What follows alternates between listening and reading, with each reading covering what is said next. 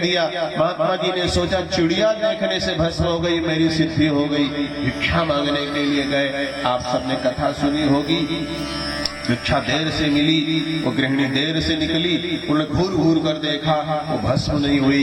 गृहिणी ने मुस्कुराते हुए कहा, बाबा हम कोई जंगल में पेड़ पर बैठी हुई चिड़िया नहीं है कि आप क्रोध से देखोगे तो भस्म हो जाए।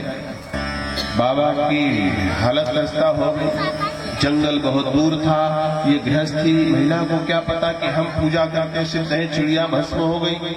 ये ज्ञान तुमको कैसे मिला?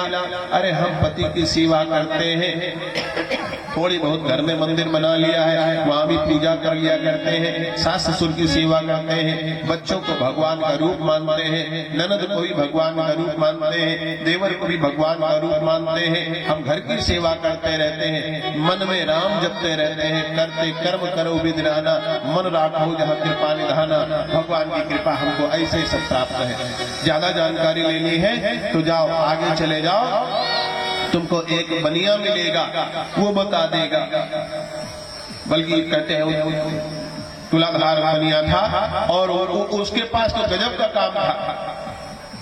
वो एक शालिग्राम भगवान की पूजा करता, तुलसी पत्र निवेदित करता, सब पूजन करता, और बाद में जब बाजार जाता और काम क्या करता था, मांस बेचने का, ऐसा कहा जाता है। तो जब कोई कहता भैया हमका 250 ग्राम दे दो, बकरी वाला, तो शालिग्राम भगवान से कहता बांट है नहीं हुजूर, 250 ग्राम के बन जाओ। और तौल देता वो शालिग्राम को रख करके, बिल्कुल 250 ग्राम निकलता। उतने में कोई 100 ग्राम वाला आधा किलो आता, हुजूर बांट नहीं, आधा किलो के बन जाओ। शालिग्राम कभी आधा किलो के बनते, कभी 250 ग्राम के बनते।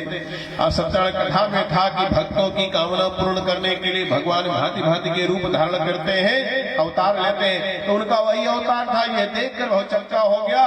उसने कहा अच्छा उस महिला ने आपको भेजा है, गृहस्थ जो है, हम लोगों को ये सहज रूप से पता चल जाता है।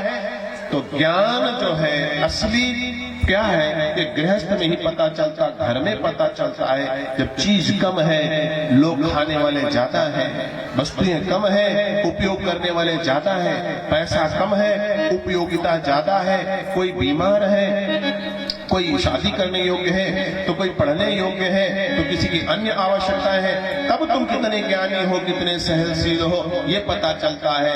जो ज्ञान जंगलों में नहीं मिलता, वो सदगृहस्थों को घर में ही मिल जाता है। एक महिला ने इसीलिए कहा हम घर में रह करके अपने कर्तव्यों का निर्वहन करते हैं, भगवान हमको घर में ही रिद्धि सिद्धि देते रहते हैं। कवि ने बना दिया कविता, हर घर ही मंदिर